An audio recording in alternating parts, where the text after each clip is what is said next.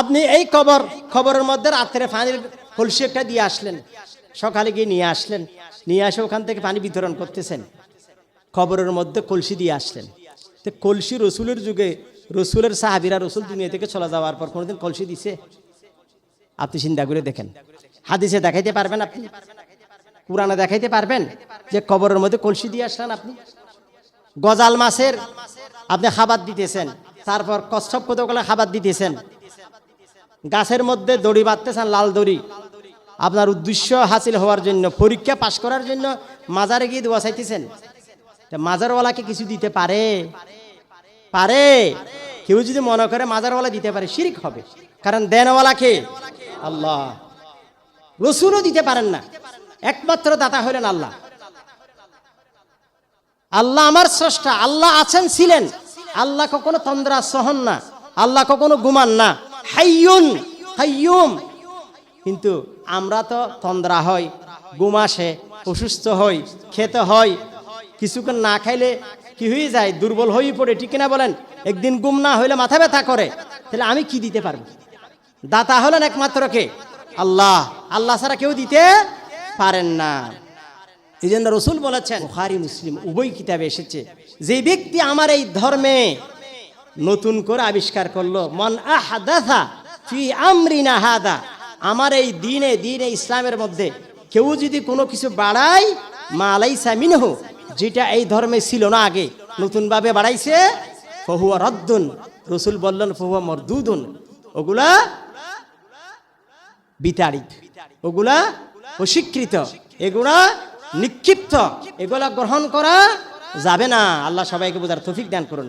সহিহ মুসলিমের একটা হাদিস, মান আমিলা আমালান লাইসা আলাইহি আমরুনা ফাহুয়া রাদ্দুন, রসুল বললেন মান আমিলা আমালান, যে কিছু করলো, মা লাইসা আলাইহি আমরুনা, যে কাজটা আমার কোনো হাদিসে নেই, আমার উপর নাজিলকৃত কোরআনে নেই, এমন আমল করলো যেটা কোরআনও নেই, হাদিসও নেই, রসুল বললেন ফাহুয়া রাদ্দুন, সেটা বিতাড়িত, সেটা নিক্ষিপ্ত, সেটা অগ্রহণযোগ্য। তাহলে আমি নিজের থেকে কোনো কিছু বাড়াইতে পারবো না। এবং রসুলের আরেকটা অত্যন্ত প্রসিদ্ধ হাদিস, ইমাম আহমদ বিন হাম্বল উনার কিতাব মুসনাদ ইমাম আহমদে এনেছেন হাদিসটা। রসুল বলতেছেন, ফাআলাইকুম বিসুন্নতি ওয়া সুন্নাতুল খুলাফাইর রাশিদিন আল মাহদিয়িন। রসুল বললেন ফাআলাইকুম বিসুন্নতি, হ্যাঁ আমার উম্মত, তোমাদেরকে আমার সুন্নাতকে গ্রহণ করতে হবে, আমার আদর্শকে আঁকড়িয়ে ধরতে হবে, আমার সুন্নতের বাইরে যেতে পারবা না, আমি যা বলেছি তাই।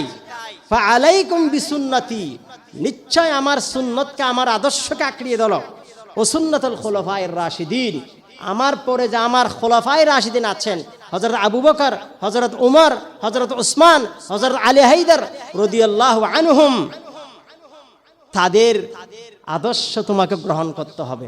আমার কাছে না পাইলে আমার খুলাফায়ে রাশিদিনদের জীবনে দেখো, তারা কি করেছে দেখো, নিজের থেকে আবিষ্কারের কোনো সুযোগ নেই। এবং রসুল বললেন ওয়াদ তামাসসাকু বিহা, তামাসসাকু বিহা, আমার সুন্নত এবং আমার খুলাফায়ে রাশিদিনদের সুন্নতকে আঁকড়িয়ে ধরো।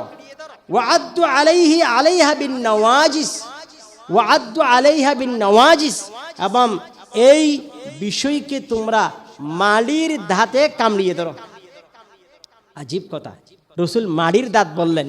আমরা মাড়ির দাঁতে কামড়াই কি জন্য? কোন একটা জিনিসকে শক্ত করে ধরার জন্য, কোনো মতে ছাড়া যাবে না। আপনি সামনের দাঁত দিয়ে কামড়াইলে, টান দিলে আপনার দাঁত সব ভেঙে যাবে। আর মাড়ির দাঁত যদি কামড়াই ধরেন, ঠিক আছে, এটা কখনো আপনার থেকে ছিনিয়ে নিতে পারবেন না। রসুল বললেন মাড়ির দাঁতে কামড়িয়ে ধরো।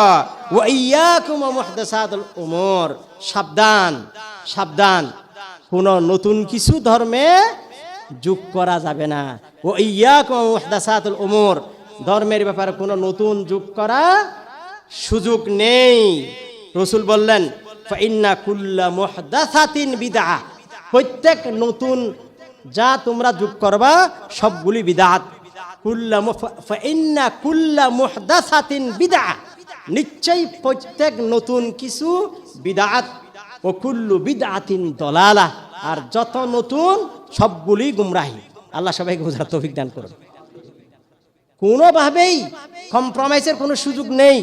যেগুলো রসুলের সুন্নাহ বিরোধী হবে, রসুলের আল্লাহর কিতাবের বিরোধী হবে, এরকম কোনো কিছু গ্রহণের সুযোগ নেই।